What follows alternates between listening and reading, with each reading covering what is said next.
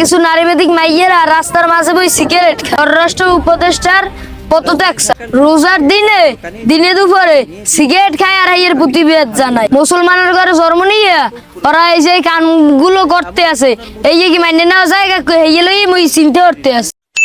বাড়ি বাড়ি করো রে বান্দা, এই বাড়ি তো তোমা উষ্ট খাওয়া দাসালাম তোমা কিরে সাসা রায়হান ভাই আরো কি কাকু বাতাস খাই দিয়েছে আর চিন্তা করতে আছে। তুই একটু আনে মানু, তুই এবার চিন্তার বোঝো রাখি আয়। আরে কাকু সড়ক বড় মাথা যারা চিন্তাও হারা আছে। একটু আনে পুইজালি হে আবার চিন্তাও হারে।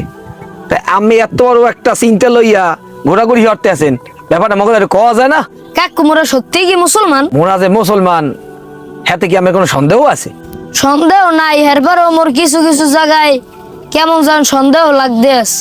সন্দেহ আছে আবার নাই, বিষয়টা বুঝলাম না, একটু আনে বুঝাই কওয়া যায়? আমি কথা মুখে এমনি আমি প্রথম বিসমিল্লাহ তো একটা ইয়ে দিলেন। থুক মোর ভুলেই গেছে, আর সেগরাইলাম না। তা কি নিয়ে একটু চিন্তা হেঁটে একটু তাড়াতাড়ি কওয়া যায় না? মুসলমান হিসেবে মুখে মা বইনে করণীয় কি? মুসলমান হিসাবে আমাকে মা মইনে গো অনেক কিছুই করণীয় আছে। কইলে তো রাত পোয়াই যাবে, আর কোনটা শুনতে স্যার? ইসলাম পুরুষের সাইকে নারী গো সম্মান কতটুক বেশি দেছে? ইসলামে তো নারীর সম্মান তো 3 গুণ বাড়াই দিয়েছে। সত্যিকার অর্থে নারী কোনো সম্মানই ছিল না। রাসূল পাক সাল্লাল্লাহু আলাইহি সাল্লামের আমলে শুরু হয়েছে নারীকে সম্মান। একটা পুরুষের চাইতে একটা নারীর সম্মান 3 গুণ বেশি। মনে করো সোনা নেলে, রূপা নেলে, ব্রোঞ্জ নেলে, আর পুরুষ হলে সান্ত্বনা পুরস্কার। তো হঠাৎ করে তোর এইটা আমার মাথায় ঢুকলে কা? আচ্ছা কাকু সিগারেট খাওয়া কি জায়েজ? সিগারেট খাওয়া জায়েজ না না জায়েজ এটা হক্কানি আলেমরা কইতে পারে, আমি কইতে পারব না। তবে এইটুকু বুঝি আমাদের নবী খায় নাই, আমরা তার উম্মত হইয়া আমরাও খামু না। আচ্ছা তাহলে কিছু মাইয়েরা রাস্তাঘাটে বসে সিগারেট খায়, স্বরাষ্ট্র উপদেষ্টা হেইয়ে লইয়ে মন্তব্য করছে। কিছু নারীবাদী মাইয়েরা রাস্তার মাঝে বই সিগারেট খায়। স্বরাষ্ট্র উপদেষ্টার পদত্যাগ। রোজার দিনে দিনে দুপুরে সিগারেট খায় আর এর প্রতিবাদ জানায়। মুসলমানের ঘরে জন্ম নিয়ে ওরা এই যে কানগুলো করতে আছে, এই কি মাইনে নেওয়া যায়? হেইয়ে লইয়ে মই চিন্তা করতে আছে।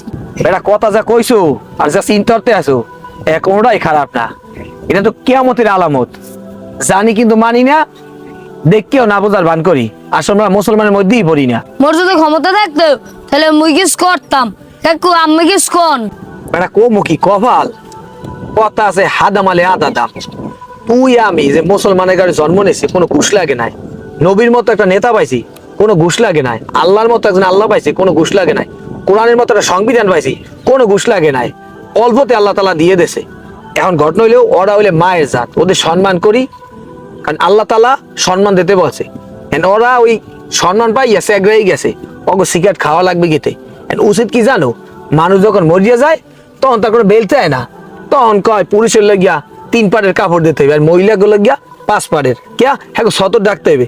জীবিত থাকা অবস্থা হ্যাঁ নিজের চেহারা রূপ হ্যাঁ নিজে আয়ত্তে রায় নাই, হারা দেশে পুরুষেরা দেখাইছে। এখানে রোজার দিনে রহমতের মাস, সিয়াম সাধনার মাস, পাপ মোচনের মাস, এখানে রাস্তায় বইয়া ওর কাছে সিগারেট ধরায় আর প্রতিবাদ জানায়। উচিত কি জানো? ওরা যেকালে মরিয়া যাইবে সেকালে জানাজা নামাজ করে আলেম জানি না পড়ায়, আর যদি পড়ায়ও ওই কাফনের বাজে বাজে ওই সিগারেট দিয়ে দেয়। আর যদি হেও না দে হেলে ওরা যেরকম উলঙ্গপনা ব্যবহার করে না, ওই যে অবস্থায় মারা যাবে ওই পোশাক করিয়ে দাফন দেবে। পরকালে আল্লাহ দ্বারে বুঝে খাইবে যে হেকালে কইবে যে আল্লাহ মুই আকাম করছি এর বিনিময়ে ইয়ে পাইছি। অগজন্য ধিক্কা ছাড়া কিছু নাই। আল্লাহর কাছে দোয়া করি রোজার দিন আল্লাহ হেদায়েত নসিব করবে। আর হেদায়েত যদি ভাগ্যে না তাই হেলে আল্লাহ ওকে এমন ব্যবস্থা করিয়ে দেও যে কোনো মা বোন জানি ওকে মতো উলঙ্গপনা ব্যবহার না করে, এই জন্য বুঝে যায়। কাকু মুখও তো মা বই না আছে, তাহলে মুখ করণীয় কি? করণীয় হইছে সোজা। আমরা মুসলিম, আমাদের নবী যেভাবে চলতে বলছে, আমাদের ওলামা একরাম যে পথ দেখাইতে বলছে, মা বোনের ঘরে থাকতে হইবে, ইসলামিক শরীয়ত মোতাবেক মানতে হইবে এবং ওই পথে চলতে হইবে। কারণ আমরা এই দেশের বাসিন্দা না, একদিন চলে যাইতে হইবে। এই জন্য মা বোনের ঠিক রাখতে হইবে, জানি অগমত উল্লঙ্ঘন না করে, ওই দিকে শিক্ষা হয়। কথা কি বলছো? এইভাবে চলতে হইবে। আমরা মুসলিম, এইটা মাথায় রাখতে হবে। তা ভালো থাইস, আল্লাহ হেফাজত করুক। মুসলমানের ঘরে জন্ম নিয়া ইসলামের বিরোধিতা করতে আছে প্রকাশ্যে কিয়ামতের আলামত ছাড়া আর কিছু না। রমজান মাস পাপ মোচনের মাস।